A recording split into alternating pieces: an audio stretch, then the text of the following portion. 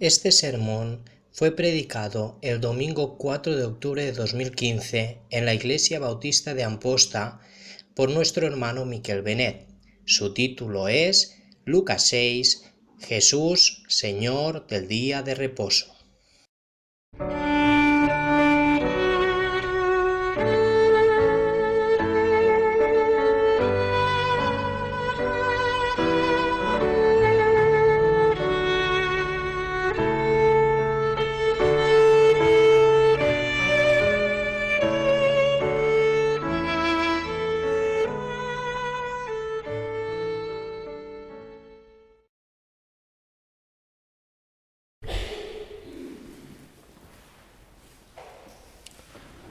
Buenas tardes, hermanos.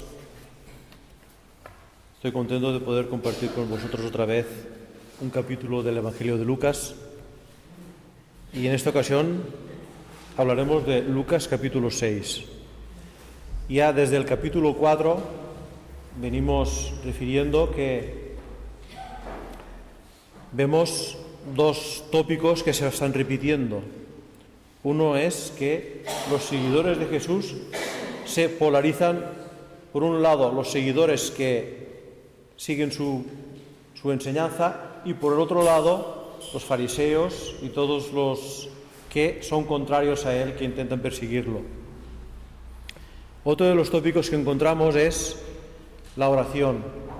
En Jesús siempre vemos que él se retira a lugares solitarios para orar, y ya llevamos desde el capítulo 4 viendo que él se retira a lugares solitarios para orar. Son dos de los tópicos que podemos encontrar aquí. Y en el caso de hoy hablaremos de algunos oficios que se nos relatan, como podréis ver en el bosquejo que hemos preparado, que se nos relatan de Jesús. Lo veremos como gobernante, como sanador, como gobernante y rey, como sanador, como maestro y como predicador. Vemos actuando en su obra así. Permitidme que voy a buscar la Biblia.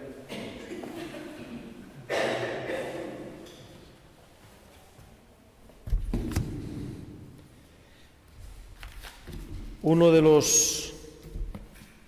las características del Evangelio de Lucas es que tiene unos capítulos muy largos. Es el libro que más versículos tiene de la Biblia. Y para poder dar bastante información sobre un capítulo, pues tenemos que comprimir un poco la enseñanza, pero creo que sacaremos cosas importantes del capítulo de hoy, por ejemplo. Vamos a leer primeramente en el primer punto. Veremos a Jesús como Rey y Señor. Vamos a leer capítulo 6, los versículos del 1 al 5. Dice así: Aconteció en un día de reposo que, pasando Jesús por los sembrados, sus discípulos arrancaban espigas y comían restregándolas con las manos. Y algunos de los fariseos le dijeron: ¿por qué hacéis lo que no es lícito hacer en los días de reposo? Respondiendo Jesús les dijo: ¿ni aún esto habéis leído lo que hizo David cuando tuvo hambre él y los que con él estaban? ¿Cómo entró en la casa de Dios y tomó los panes de la proposición, de los cuales no es lícito comer sino a los sacerdotes? Y comió y dio también a los que estaban con él. Y les decía: el Hijo del Hombre es Señor aún del día de reposo. La gente sí que podía ir y arrancar trigo en el campo de algún vecino y comerlo. Esto era legal, según la ley judía. Pero no podían usar la hoz. Estas son las leyes que encontramos en Deuteronomio. No podían arrancarlo con la hoz, pero restregarlo y comer sí. Y el Señor, al permitir que sus discípulos hicieran esto en el día de reposo, él violaba de nuevo las tradiciones de los ancianos. Ya en el capítulo anterior vimos que él sanó a un hombre en el día de reposo.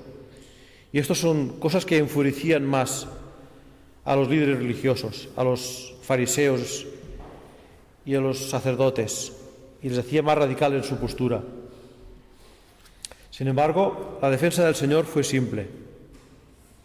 Él, Jesús, es el Señor y el Rey del día de reposo.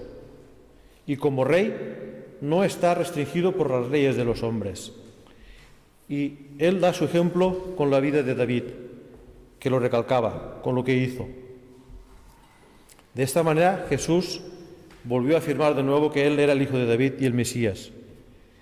Y Él quiere darnos para nosotros un nuevo día de reposo, que no es el que tenían allí. En Mateo 11:28 nos dice que vayamos a Él, a reposar en Él, porque Él es manso. Venid a mí, los que estáis trabajados y cargados, porque yo soy manso y humilde de corazón, y mi yugo es fácil de llevar. Sin embargo, estos fariseos no querían llevar su yugo. Con este ejemplo Jesús nos limpia de nuevo y purifica el cuarto mandamiento, de los mandamientos y las adiciones inventadas por el hombre, y nos muestra que el reposo del séptimo día no ha de suprimir las obras necesarias de misericordia, cuando son necesarias. Vamos siguiendo al punto número 2 y vamos a leer los versículos del 6 al 11. Dice así: Aconteció también en otro día de reposo que él entró en la sinagoga y enseñaba, y estaba allí un hombre que tenía seca la mano derecha, y le acechaban los escribas y los fariseos para ver si en el día de reposo lo sanaría, a fin de hallar de qué acusarle. Mas él conocía los pensamientos de ellos y dijo al hombre que tenía la mano seca: levántate y ponte en medio. Y él, levantándose, se puso de pie. Entonces Jesús le dijo: os preguntaré una cosa. ¿Es lícito en día de reposo hacer bien o hacer mal? ¿Salvar la vida o quitarla? Y mirándolos a todos alrededor, dijo al hombre: extiende tu mano. Y él lo hizo así, y su mano fue restaurada. Y ellos se llenaron de furor y hablaban entre sí qué podrían hacer contra Jesús. Vemos nuevamente que en esta ocasión los escribas y los fariseos acudían al servicio en la sinagoga, pero no para adorar a Dios. Ellos iban para espiar a Jesús, para saber cómo acusarle. Ellos sabían que Jesús iría allí. Y tal vez ellos se aseguraron de que el hombre con la mano lisiada estuviera allí también. Y Jesús, cuando salió al hombre, se le defendió sobre la base del valor de la vida humana. Sabemos que en el capítulo de Mateo, en Mateo 12, Jesús nos habla de que si ellos se atrevían a rescatar una oveja cuando caía en un hoyo, valía más la vida de una persona que la vida de una oveja. Y cualquier judío hubiera rescatado su animal en el día de reposo. ¿Y por qué no rescatar y hacer una obra buena en un hombre, una persona que está hecha a la imagen de Dios? Hermanos, debemos tener cuidado cuando las tradiciones llegan a ser más importantes que las personas. Si llegan a ser así, hay que examinarlas y cambiarlas. Y como resultado de este milagro a Jesús todavía le aborrecieron más, porque los milagros en sí mismos no cambian el corazón del hombre. No es suficiente. Vemos que incluso los escribas y los fariseos se juntaron con los herodianos en su complot para destruir a Jesús. En el pasaje paralelo en Marcos 3:6 dice: y salidos los fariseos, tomaron consejo con los herodianos contra él para destruirle. Vemos que todavía, cuanto más el Señor les enseña el valor de la vida humana y la invalidez de sus tradiciones, ellos todavía se aferran más en querer destruirle. Vamos a ver el punto número 3. Jesús como maestro. Vamos a leer los versículos del 12 al 16. Dice así: En aquellos días él fue al monte a orar y pasó la noche orando a Dios. ¿Lo veis? Pasó todo el día, toda la noche, orando al Señor, porque al día siguiente tenía una decisión importante que tomar. Dice: cuando era de día, llamó a sus discípulos y escogió a 12 de ellos, a los cuales también llamó apóstoles: a Simón, a quien también llamó Pedro, a Andrés su hermano, Jacobo y Juan, Felipe y Bartolomé, Mateo, Tomás, Jacobo hijo de Alfeo, Simón llamado Celote, Judas, hermano de Jacobo, y Judas Iscariote, que llegó a ser el traidor. De nuevo aquí vemos que Lucas menciona el retiro de nuestro Señor para orar. Y es la tercera vez en 3 capítulos que lo nombra. Lo vimos en el capítulo 4, 42, versículo 42, en el capítulo 5, versículo 16. El Señor tenía importantes decisiones que tomar. Sus enemigos le acosaban, de modo que le era necesario a él estar en oración. Y esto es un buen ejemplo que nosotros también podemos tomar y debemos seguir.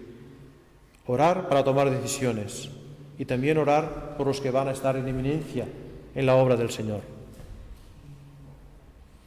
Jesús sabía que había de orar porque ellos habían de seguirle después, habían de ministrar al pueblo de Dios. Y de entre la multitud que le seguía, de muchos seguidores que tenía, Jesús eligió a 12 de ellos para que fueran sus apóstoles. Un apóstol es una persona enviada con una comisión y una tarea especial para hacer. Y estos hombres que escogió Jesús fueron hombres especiales, fueron escogidos por Jesús, vivieron con Jesús y aprendieron de Jesús. Tres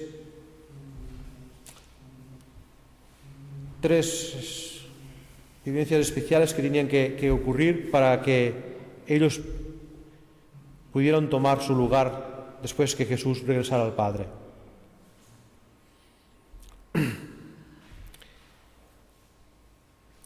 Vemos luego seguidamente cuando la iglesia primitiva seleccionó a otro apóstol para reemplazar a Judas, tuvieron en cuenta esas características específicas también, porque no todos podían ser apóstoles.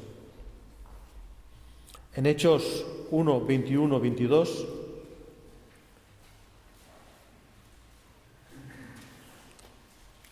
Hechos capítulo 1, versículos 21 y 22, vimos lo que hicieron los apóstoles para elegir a un apóstol que sucediera a Judas cuando éste desapareció y murió.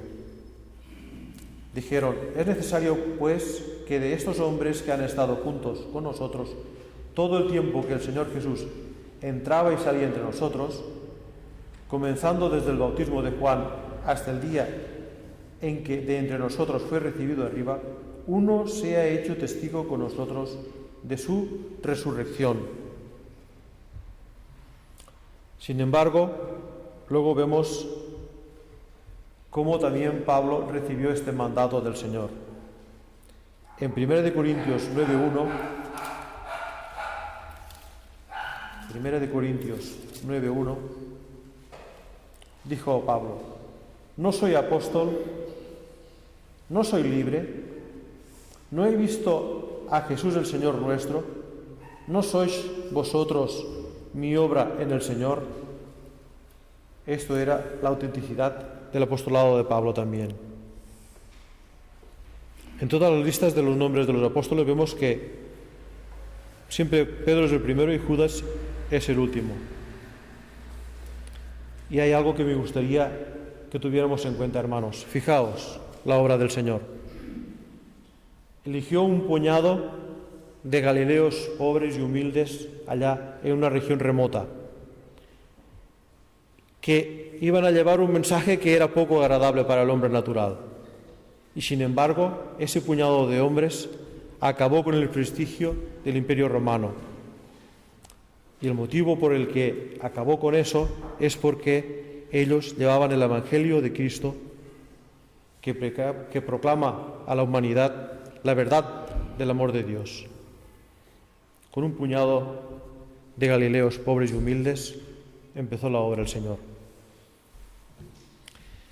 Vamos al punto número 4, que lo veréis en los bosquejos, que lo he dividido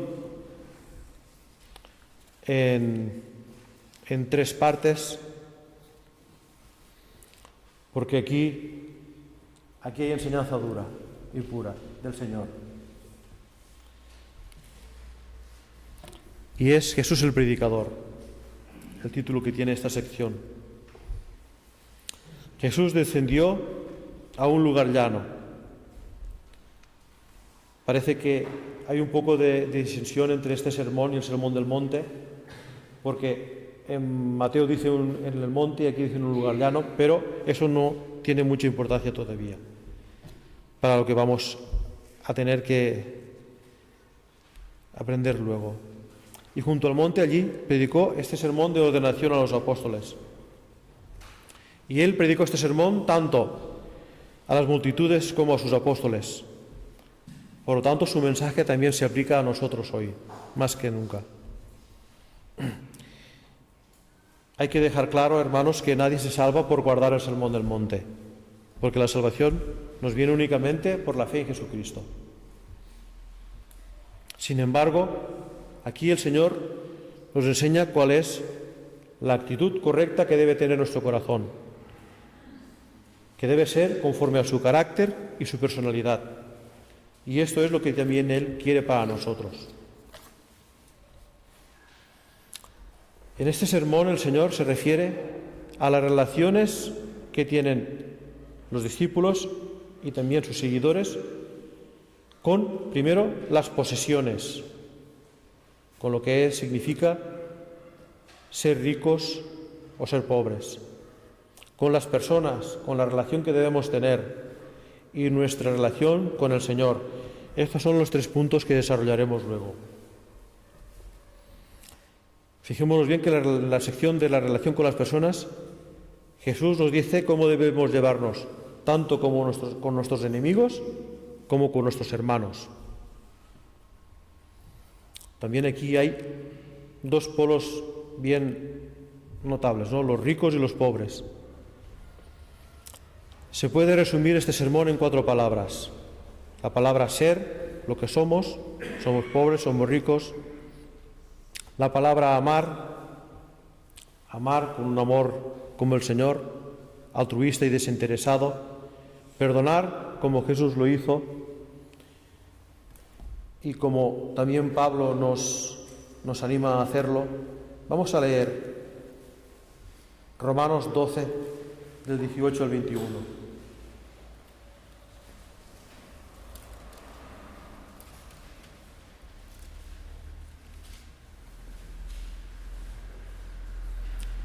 Dice así Pablo: si es posible, en cuanto dependa de vosotros, estad en paz con todos los hombres. No os venguéis vosotros mismos, amados míos, sino dejad lugar a la ira de Dios. Porque escrito está: mía es la venganza, yo pagaré, dice el Señor. Así que si tu enemigo tuviere hambre, dale de comer. Si tuviere sed, dale de beber. Pues haciendo esto, ascuas de fuego amontonarás sobre su cabeza. Y termina diciendo: no seas vencido de lo malo, sino vence con el bien el mal. Y luego, otra palabra que también puede resumir este sermón del Señor es obedecer. Obedecer como señal del nuevo nacimiento que Dios nos ha dado a nosotros. Santiago 1:22 dice: sed hacedores, no solo oidores, engañándoos a vosotros mismos. Vamos a empezar pues con el primer apartado. No lo tengo en PowerPoint, pero lo tenemos en el bosquejo. La relación de las personas con las posesiones que tenemos. La mayoría de los que seguían a Jesús eran en su mayoría pobres, que vivían el día a día. Y quizás envidiaban a los ricos y ansiaban ser como ellos. La Biblia nos enseña que la pobreza, no nos enseña que la pobreza sea una bendición, porque nos dice que cuidemos de los pobres y de los menesterosos, de los necesitados. Sin embargo, nos dice que la pobreza no nos va a robar ninguna bendición. Bien se ha dicho que muchas personas saben el precio de todo, pero no saben el valor de nada. Hay que recalcar, hermanos, que no es pecado ser rico, pero es que sí que es pecado confiar en las riquezas. Y más todavía pensar que una persona es especial a los ojos de Dios porque es rico. Eso sí que es pecado. Aquí el Señor también nos hace pensar que el carácter es lo importante, no las posesiones de la persona. Y las promesas de Jesús, hermanos, son mejores que todo el dinero del mundo. En el apartado número 2, vamos a leer los versículos del 27 al 45.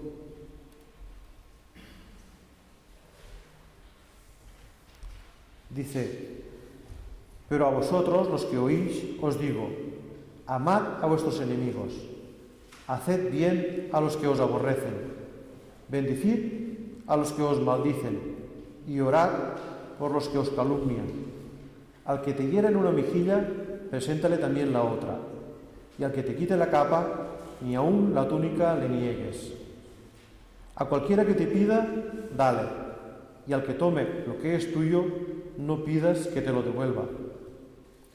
Y aquí viene la regla de oro del cristiano. Versículo 31 dice: y como queréis que hagan los hombres con vosotros, así también haced vosotros con ellos. Porque si amáis a los que os aman, ¿qué mérito tenéis? Porque también los pecadores aman a los que los aman. Y si hacéis bien a los que os hacen bien, ¿qué mérito tenéis? Porque también los pecadores hacen lo mismo. Y si prestáis ya a aquellos de quienes esperáis recibir, ¿qué mérito tenéis? Porque también los pecadores prestan a los pecadores para recibir otro tanto. Amad, pues, a vuestros enemigos y haced bien, y prestad no esperando de ello nada, y será vuestro galardón grande, y seréis hijos del Altísimo, porque Él es benigno para con los ingratos y malos. Sed, pues, misericordiosos, como también vuestro Padre es misericordioso. No juzguéis y no seréis juzgados. No condenéis y no seréis condenados. Perdonad y seréis perdonados. Dad y se os dará, medida buena, apretada, remecida y rebosando, darán en vuestro regazo. Porque con la misma medida con que medís, os volverán a medir. Y les decía una parábola: ¿acaso puede un ciego guiar a otro ciego?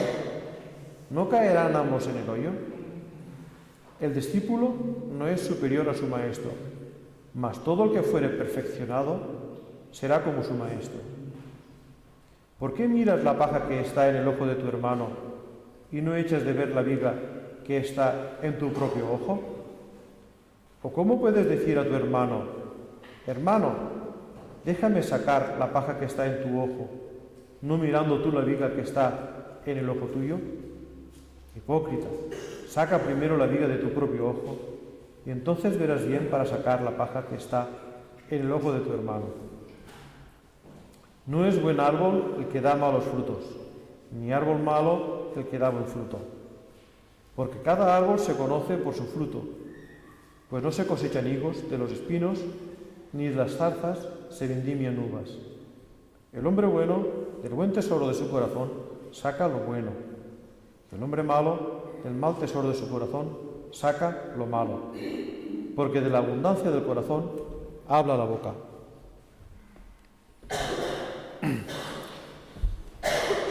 Hermano, debemos tener presente una cosa, que cuando nosotros tenemos valores diferentes a los del mundo y defendemos lo que es correcto, vamos a tener enemigos. Ahora, si nosotros nos rebotamos y nos desquitamos viviremos a su misma altura. Seremos igual que ellos. Pero si los amamos y les hacemos el bien, los bendecimos y oramos por ellos, entonces nosotros nos elevamos a un nivel más alto. Y ese nivel es el que glorifica al Señor. Porque es así como Él también hizo por nosotros. No nos requiere mucho esfuerzo amar a nuestros amigos y servirles, pero exige fe y exige esfuerzo amar a nuestros enemigos y hacerles el bien. Los principios que hemos leído aquí en los versículos 31 y 36, que son la regla de oro, dice: y como queréis que hagan los hombres con vosotros, así también haced con ellos. Y luego el 36, que dice: sed pues misericordiosos, como también vuestro Padre es misericordioso. Estos principios nos estimularán a practicar este difícil mandato del Señor. Pablo también nos estimula a practicar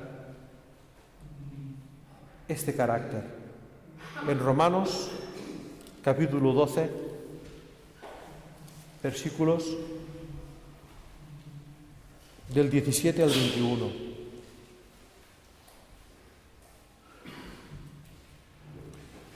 No paguéis a nadie mal por mal. Procurad lo bueno delante de todos los hombres. Si es posible, Romanos 12, del 17 al 21. No paguéis mal por mal. Procurad lo bueno delante de todos los hombres.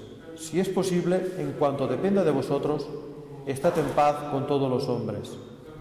No os venguéis vosotros mismos, amados míos, sino dejad lugar a la ira de Dios. Porque escrito está: mía es la venganza, yo pagaré, dice el Señor. Así que si tu enemigo tuviere hambre, dale de comer. Si tuviere sed, dale de beber.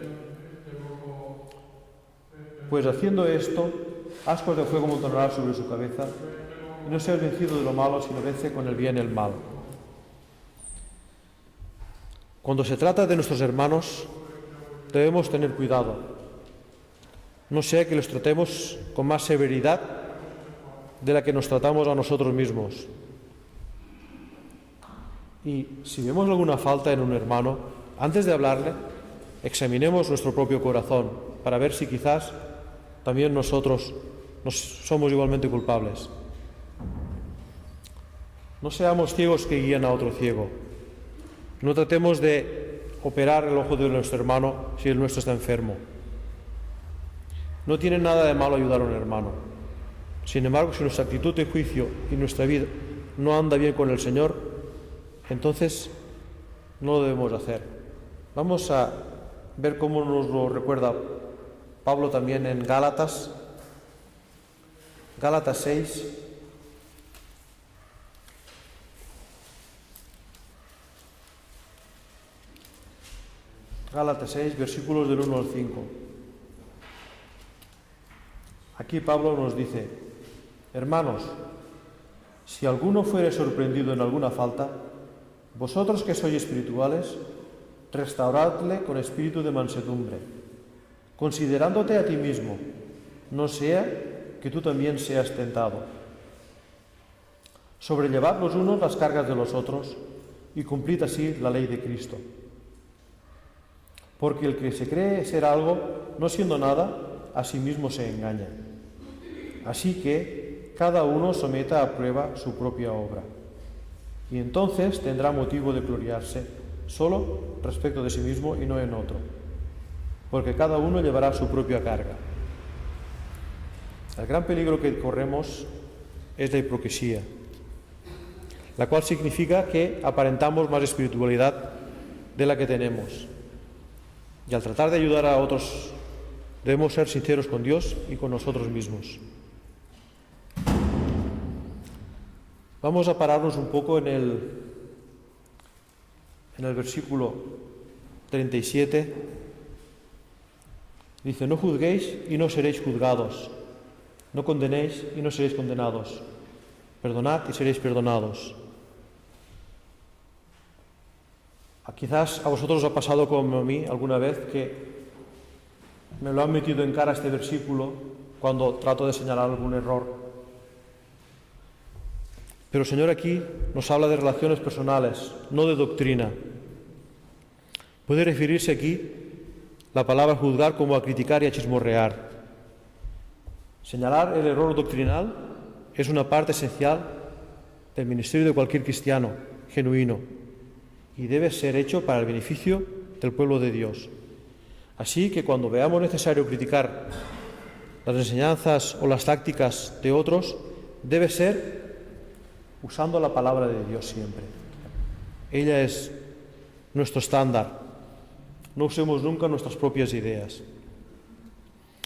Cuando se demuestra que alguien está errado, nuestro carácter y nuestros hechos deben apoyar nuestra vida. No deben falsear ni anular lo que estamos juzgando. Juzgar, hermanos, no es malo, cuando es el ejercicio del discernimiento espiritual y siempre apoyados por la palabra de Dios.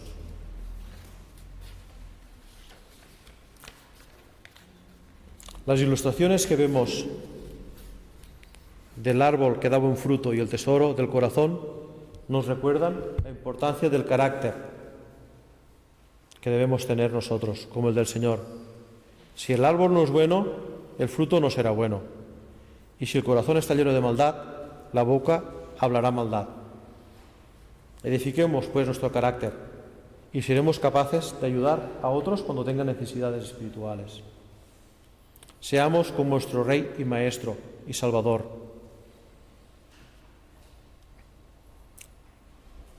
Pero todos juntos podemos recordar lo que nos compartía el pastor el domingo pasado, el Salmo 133:1.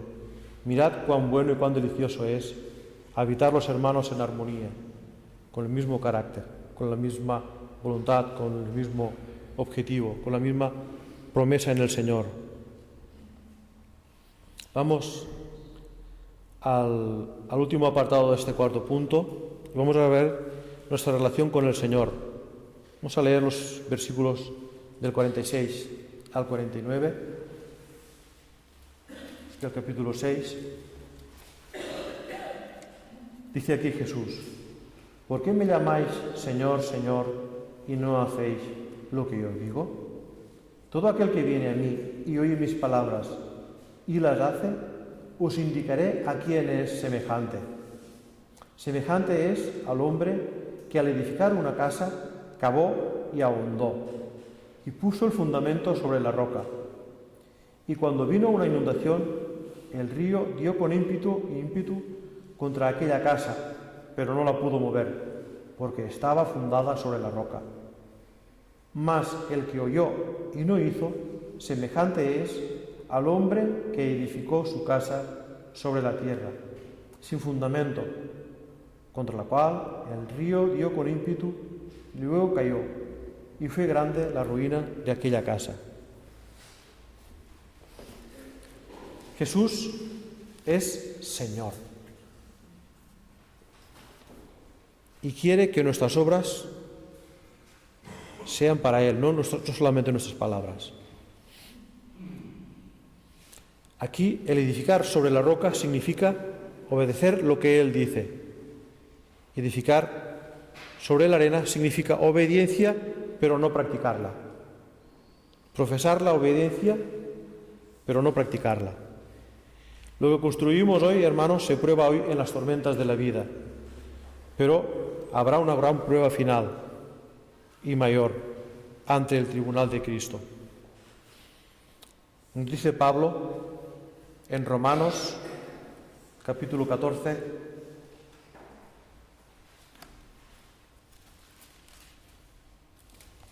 Romanos capítulo 14, versículos del 10 al 13. Pero tú, ¿por qué juzgas a tu hermano? O tú también, ¿por qué menosprecias a tu hermano? Porque todos compareceremos ante el tribunal de Cristo. Porque escrito está: vivo yo, dice el Señor, que ante mí se doblará toda rodilla y toda lengua confesará a Dios, de manera que cada uno de nosotros dará a Dios cuenta de sí. Así que ya no nos juzguemos más los unos a los otros, sino más bien decidid no poner tropiezo u ocasión de caer al hermano. En el pasaje paralelo en Mateo, allí nos dice que los oyentes se asombraron de la enseñanza de Cristo. Sin embargo, muchos que leen hoy este sermón solamente ven en él una muestra de filosofía religiosa y no saben lo que se pierden al ser solamente oidores y no hacedores de lo que se nos enseña aquí. Aquí se nos enseña a tener y cultivar ese carácter de humildad, de amor y de misericordia que Jesús quiere para nosotros. Es el mismo carácter que Él le llevó, siendo Dios, a encarnarse para luego morir en la cruz por cada uno de nosotros. Amén. Oremos.